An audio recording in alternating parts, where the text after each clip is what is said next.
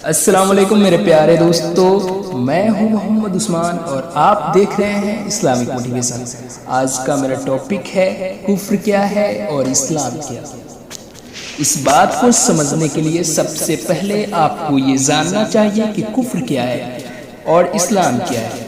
کفر یہ ہے کہ آدمی خدا کی فرما برداری سے انکار کر دے، اور اسلام یہ ہے کہ آدمی صرف خدا کا فرما بردار ہو اور ہر ایسے طریقے یا قانون یا حکم کو ماننے سے انکار کر دے جو خدا کی بھیجی ہوئی ہدایت کے خلاف ہو۔ اسلام اور کفر کا یہ فرق قرآن مجید میں صاف صاف بیان کر دیا گیا ہے۔ ارشاد ہے، یعنی جو خدا کی اتاری ہوئی ہدایت کے مطابق فیصلہ نہ کرے، ایسے ہی لوگ دراصل کافر ہیں۔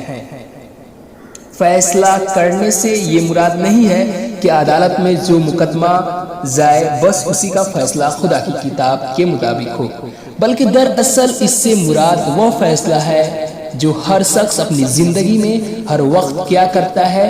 ہر موقع پر تمہارے سامنے یہ سوال آتا ہے کہ فلاں کام کیا جائے یا نہ کیا جائے، فلاں اس طرح کی جائے یا اس طرح کی جائے، فلاں معاملے میں یہ طریقہ اختیار کیا جائے یا وہ طریقہ اختیار کیا جائے۔ تمام ایسے موقعوں پر ایک طریقہ خدا کی کتاب اور اس کے رسول کی سنت بتاتی ہے، اور دوسرا طریقہ انسان کے اپنے نفس کی خواہشات یا باپ دادا کی رسمیں یا انسانوں کے بنائے ہوئے قانون بتاتے ہیں۔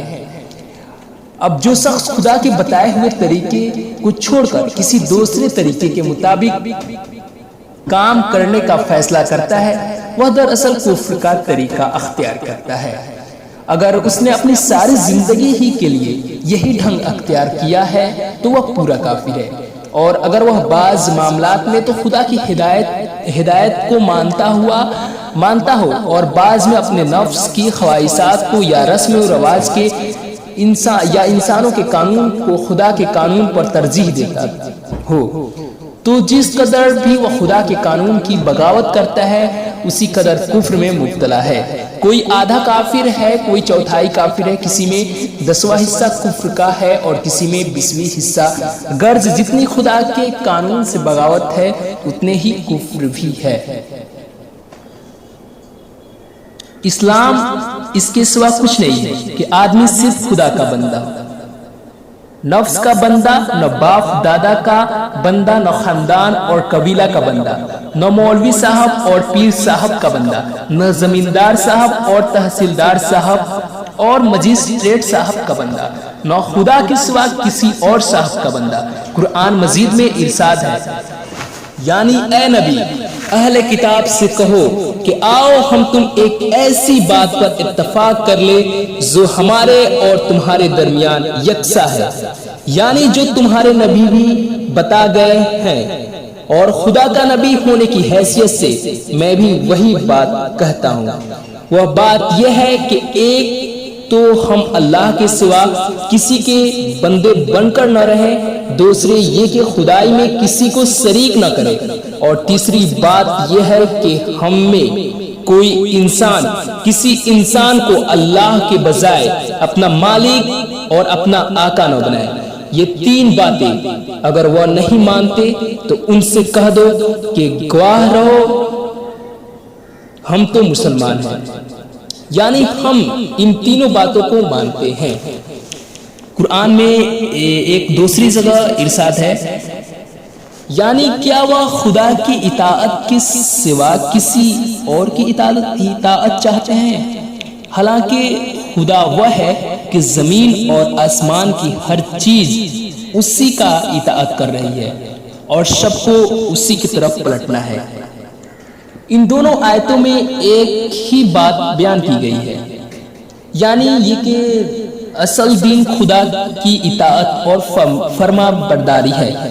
خدا کی عبادت کے معنی یہ نہیں ہے کہ بس 5 وقت اس کے آگے سجدہ کر لو، بلکہ اس کی عبادت کے معنی یہ ہے کہ رات دن میں ہر وقت اس کے احکام کی اطاعت کرو۔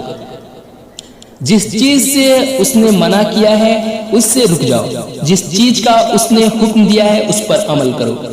ہر معاملہ میں یہ دیکھو کہ خدا کا حکم کیا ہے، یہ نہ دیکھو کہ تمہارا اپنا دل کیا کہتا ہے۔